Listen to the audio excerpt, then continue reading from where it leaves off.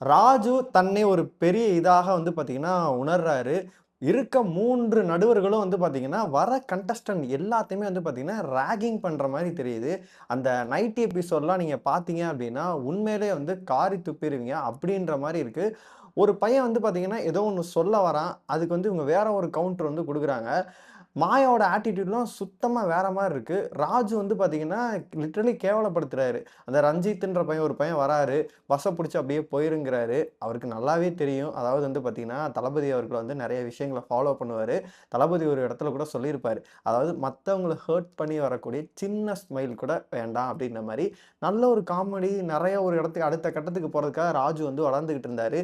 இந்த ஷோ அவர டோட்டலா வந்து டேமேஜ் பண்ணி விட்டுருச்சு. எந்த அளவு வந்து பார்த்தீங்கன்னா, அவருக்கு ஒரு ஹைப் வந்து பார்த்தீங்கன்னா, பிக் பாஸ்ல கிடைச்சோ, அப்படியே வந்து பார்த்தீங்கன்னா, இதுல வந்து டேமேஜ் ஆயிட்டு ஃபுல்லா போயிருச்சு. ஏன்னா, அவர் பண்ற விதங்கள் எல்லாத்தையுமே இவங்க டாக் பேக்ல சொல்லி பண்றாரா? இல்ல இவரா பண்றாரான்னு தெரியல. லிட்டரலி வரவங்க எல்லாத்தையும் வந்து பார்த்தீங்கன்னா, ராகிங் பண்ணிட்டு இருக்க மாரி தான் தெரியுது. இந்த காமன் மேன் ஷோ பார்க்கறதுக்கு வந்து பார்த்தீங்கன்னா, சும்மாவே இருந்துட்டு போயிரலாம்.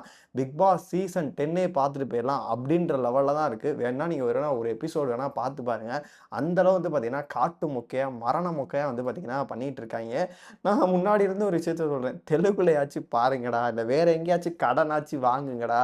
தயவு செஞ்சு நீங்களா ஒண்ணு கிரியேட்டிவ்ன்னு சொல்லிட்டு போன சீசன் பண்ணீங்க. அந்த கருமத்த இந்த சீசனும் பண்ணாதீங்க அப்படின்ற மாரி நம்ம சொல்றோம். நாங்கள் தலைகீழாகத்தான் குதிப்போம் அப்படின்னு சொல்லிட்டு மீண்டும் மீண்டும் வந்து பார்த்தீங்கன்னா, விஜய் டிவி அதான் பண்ணிட்டு இருக்காங்க. பிக் பாஸ் டீம் அதான் பண்ணிட்டு இருக்காங்க. இன்னைக்கு எபிசோட பொறுத்தவரை எப்படி இருந்துச்சு? எல்லாத்தையுமே நம்ம ஃபுல்லாவே பார்த்துடலாம். ஹாய் மக்களே! நான் உங்க ஷாம். நெறைய பேர் வீடியோ பார்க்குறீங்க. லைக் பண்ணாம பார்க்குறீங்க. லைக் பண்ணிட்டு பார்க்கும்போது இந்த வீடியோ நிறைய பேர் ஷேர் ஆகும். ஹைப் இருக்கும். ஹைப்ப கூட தட்டி விடுங்க. வீடியோக்குள்ள போயிரலாம். அதாவது பிக் பாஸோட காமன் மேன் ஷோ வந்து பார்த்தீங்கன்னா, ஜூன் 6ஆம் தேதி வந்து சொன்னாங்க. அப்பயிலேருந்து நம்மளுக்கு எல்லாமே எக்ஸைட்மெண்ட் ஆச்சு. எனக்கு ஒரு விஷயம் வந்து இப்ப தான் ரொம்ப சந்தோஷமா இருக்கு. காமன் மேன் ஷோக்கு நான் அப்ளை பண்ணல. அப்ளை பண்ணிட்டு சப்போஸ் நான் போயிருந்தேன் அப்டின்னா, நான்லாம் ட்ரிகர் ஆகியிருந்திருப்பேன். இப்படியெல்லாம் கேவலப்படுத்துனாய்ங்க அப்டின்னா, நான்லாம் திட்டி விட்டுருந்திருப்பேன். ஒரு மாரி நம்மளுக்கே வந்து பார்த்தீங்கன்னா, அவனுக்கு என்ன கேட்கணும்னே தெரியல. எத எத கேட்குறானுங்க. அந்த ஒரு பொண்ணு வந்துச்சு. அது லிட்டரலி வந்து பார்த்தீங்கன்னா, நம்ம சகோதரர் மாறன் அவர்களோட பொண்ணு போல இருக்கு. அது வந்து தன்னோட வலிகள் எல்லாத்தையும் சொல்லுது. லிட்டரலி வந்து அவங்களுக்கு எப்படி ஃபர்ஸ்ட் டைமா இருக்கும். எப்படி ஸ்டேஜ வந்து ஹேண்டில் பண்ணி எதுவுமே தெரிஞ்சிருக்காது. இது ஸ்கிரிப்ட்டா என்னன்னு சொல்லிட்டு தெரியவே இல்ல. அவங்களோட வலிகள் எல்லாத்தையுமே சொல்றாங்க. அத அவங்க வேற விதமா கூட கையாண்டுருக்கலாம். அந்த பொண்ண நிக்க வச்சு அசிங்கப்படுத்தி, அத வந்து பார்த்தீங்கன்னா, எலிமினேட் பண்றாங்க. அப்புறம் அந்த நைட்டி இஷ்யூ. பிரியவர்ஷினின்னு நெனைக்கிறேன். அவங்களும் ரொம்ப ஆட்டிட்யூடா தான் பண்ணாங்க. அ ராஜு ஏதோ உனக்கு இந்த மாரி ஆள் தான் கரெக்ட்ன்ற மாரி ராஜு வந்து ஏதோ சொல்ல வராரு. என்ட்டலாம் வச்சுக்காதீங்க. ஸ்லைஸ் பண்ணிருவேன் அப்டின்ற மாரி அந்த பொண்ணு சொல்லுது. லிட்டரலி வந்து அவங்களையுமே வந்து பார்த்தீங்கன்னா, தன்னை ஒரு இதா உணர்ந்து ஏதோ ஒண்ணு அட்டென்ஷன் கிரியேட் பண்ணணும்னு சொல்லிட்டு அந்த பொண்ணு வந்துச்சு. அவங்க பேசுற விதங்கள் எல்லாம் வந்து பார்த்தீங்கன்னா, எதையோ ஒண்ணு சொல்ல வராங்க. அத நான் சொல்ல விரும்பல.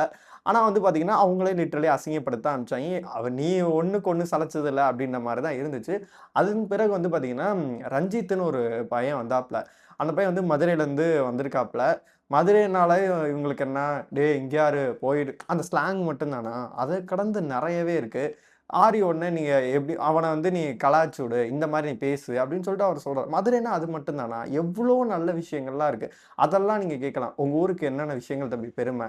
என்ன மாரி உங்க ஊர்ல நெறைய படங்கள்லாம் எடுத்திருக்காங்கல்ல, அந்த விஷயங்கள பத்தி கேட்கலாம். நெறைய கொட்டி கிடக்கு மதுரைய பத்தி நீங்க கேட்கறதுக்கு. ஃபுட்டுல ஆரம்பிச்சு நெறைய இருக்கு. எக்கச்சக்கமா இருக்கு.